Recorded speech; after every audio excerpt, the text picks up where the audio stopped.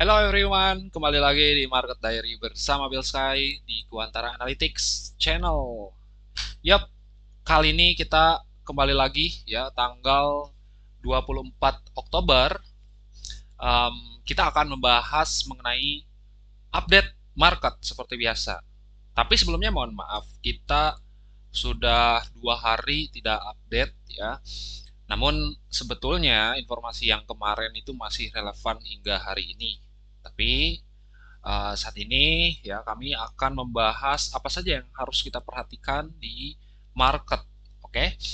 So, hari Jumat tanggal 24 Oktober ini market cenderung um, risk on ya teman-teman ya dengan warga financial market ini menunggu data CPI atau inflasi itu rilis. So, kita harus melihat dulu secara historis itu seperti apa untuk CPI-nya. Kita langsung lihat saja yang core CPI. Nah, sebetulnya teman-teman dari bulan Mei, Juni, Juli, Agustus itu terjadi kenaikan ya. Yang awalnya memang dari tahun 2022 ya hingga 2025 itu cenderung turun ya karena pada tahun 2022 kita sama-sama tahu lah ya bahwa central bank melakukan yang namanya rate hikes seperti itu. Tapi di tahun ini, ya di kuartal 4 khususnya, bahkan Fed sendiri melakukan rate cuts seperti itu dan itu mampu memancing ya inflasi untuk re-accelerated lagi. Lantas apa nanti pengaruhnya kepada market ya teman-teman? By the way, ini di AI kita itu teman-teman bisa tanyakan ya. Misalnya saya ingin tanya 5 berita global makro terbaru. Nanti akan langsung dibahas ya bahwa NFP itu kemarin sempat ditunda ya karena government shutdown. Tapi untuk CPI rilis ya teman-teman ya hari ini ya. Karena data itu sangat penting sekali untuk menilai bagaimana inflasi itu um, update gitu ya di Amerika.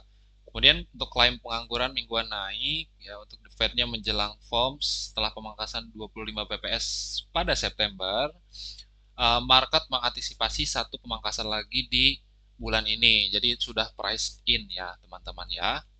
Kemudian untuk European Central Bank itu mereka setelah melakukan 200 bps pemotongan suku bunga, kini cenderung on hold. Jadi mereka belum um, melanjutkan atau menaikkan ya. Mereka cenderung data dependent. Untuk Eropa ya inflasi makin terkendali, headline core-nya mendekat 2%, ya seperti yang mungkin diharapkan oleh bank sentralnya sendiri. So itu adalah 5 berita makro terbaru yang bisa kita langsung tanyakan. Kemudian di terminal ya, antara terminal ini juga kita punya data inflasi seperti itu secara historis untuk melihat bagaimana perkembangannya dari bulan ke bulan, kemudian untuk dari segi ekonomi dan lain sebagainya. Lantas kita lihat dulu sentimen market hari ini.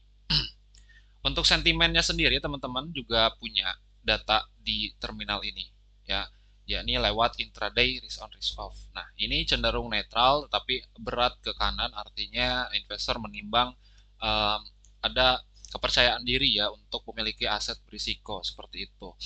Dan dari net flow-nya juga di sini terlihat jelas ya bahwa seperti SPY, Nasdaq, emerging market kecuali Bitcoin ya masih cenderung ada outflow seperti itu. Dan untuk gold ini outflow-nya luar biasa ya teman-teman ya. Sempat rebound 2-3 hari kemarin, tetapi hari ini ya saya lihat di sesi Asia itu terkoreksi seperti itu. And then untuk market price dynamics, untuk volatility index-nya teman-teman juga bisa lihat bahwa kita berada di zona yang uh, sudah tidak fair lagi seperti kemarin.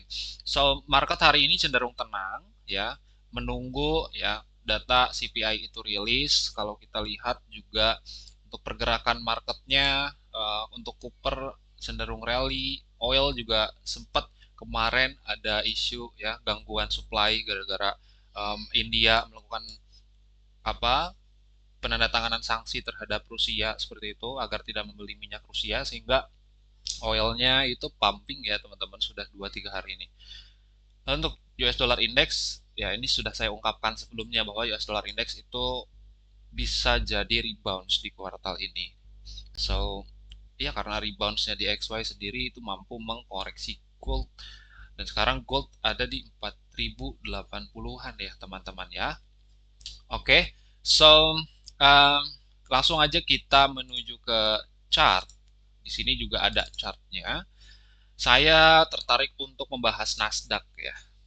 Oh ya, sebelum Nasdaq saya pengen ke USD JPY. Kenapa USD JPY? Karena dari hari Senin saya call untuk buy berdasarkan market research yang saya buat hari Sabtu. Dan hasilnya seperti apa? Kita langsung lihat saja di sini. Untuk hasilnya adalah hit take profit kita di 153 dan kita entry-nya di 150,8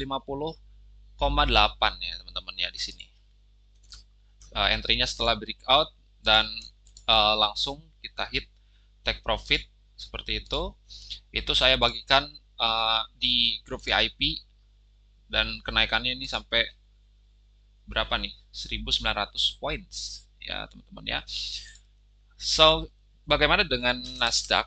Nasdaq sendiri kita lihat ya, bahwa hari Senin sempat rebound keras dan oh my god, Nasdaqnya all time high guys. Bah, jadi ceritanya gini, Nasdaq ini sempat jatuh karena si Trump ini bermain-main ya tarif seperti itu dengan China. Tetapi saya percaya bahwa risk asset ini um, apa ya belum saatnya untuk bear market gitu. Nah kemarin ternyata Trumpnya itu tako ya teman-teman. Alhasil saya dari hari Senin minggu lalu itu suruh untuk buy Nasdaq. Sempat rally, sempat ngedam beberapa saat, rally dan kemarin 2 hari yang lalu ngedam dan kemarin sampai hari ini akhirnya all time high juga teman-teman, luar biasa.